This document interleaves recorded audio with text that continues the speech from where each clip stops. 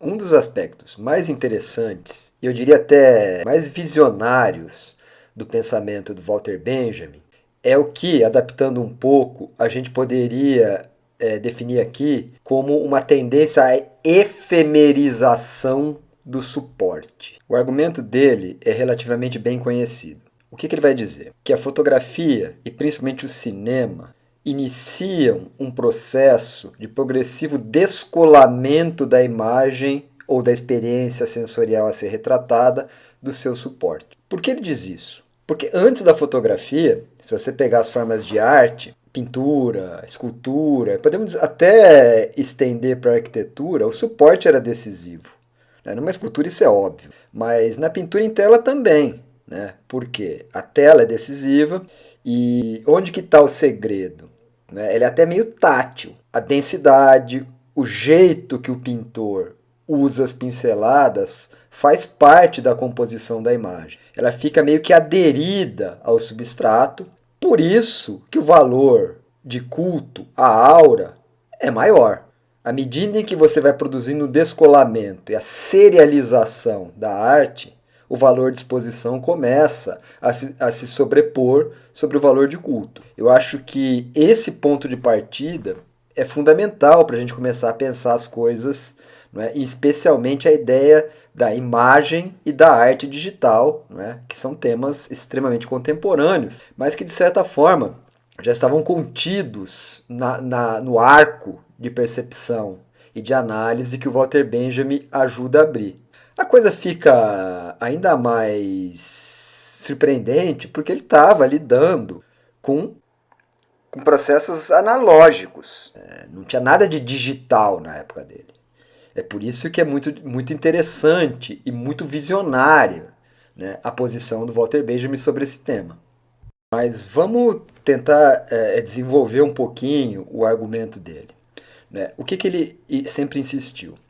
A obra de arte sempre teve um valor de culto, isso é, um valor ritual, religioso, um acesso a outros mundos, que em grande medida repousava no caráter único das obras, porque era muito difícil de reproduzi-las. Logo, quanto mais generalizada, isso é, acessível, a reprodutibilidade e a exposição da obra, mais se rompe essa função ritualística e o valor de culto começa a retroceder em função do que ele chama de valor de exposição. O que isso quer dizer? A arte muda de função. Ela deixa de ser um elemento ritualístico e passa a ser cada vez mais serial. É essa serialidade que denota o que eu chamei atrás ali de efemerização do suporte. Né? Ou seja, ela é reprodutível e destinada a alcançar o maior número possível de pessoas. O fato é que a reprodutibilidade sempre existiu em algum grau, mas nunca na escala que ele chamava de atual para ele, que era a fotografia e o cinema. Você podia imitar uma obra e transmiti-la para um grande número de pessoas, só que com muito esforço e muito trabalho. No caso da obra escrita antes da imprensa, os copistas, mas pessoas que imitavam as obras e tentavam difundi-las. Mas veja, não dá para comparar com a escala de você conseguir tirar uma foto de uma obra ou de uma coisa e repetir várias vezes, né, imprimir várias vezes essa foto a partir do substrato original. Essa que é a questão. A imitação antes vinha por discípulos e aprendizes, né, e podia até ter pessoas interessadas no lucro, mas não nos moldes que essas novas tecnologias de registro da imagem possibilitam. Uma das passagens mais interessantes é quando ele diz que a fotografia liberta a mão do processo de reprodução da imagem, que cabe agora exclusivamente ao olho. Ele vai dizer que isso produz uma aceleração da reprodução das imagens, que a situa quase no mesmo plano da palavra oral, que sempre foi um meio importante de disseminação. E aí ele vai dizer uma coisa que eu acho também fundamental. Se o jornal ilustrado estava contido virtualmente na litografia, o cinema falado estava contido virtualmente na fotografia. Porque o cinema é, na verdade, um conjunto de fotos tiradas na sequência, com uma velocidade rápida e, dada a persistência retinal, a gente tem a ilusão do movimento. Então, para ele, o cinema é um desdobramento da fotografia. Isso, na verdade, é prenhe de significados, né?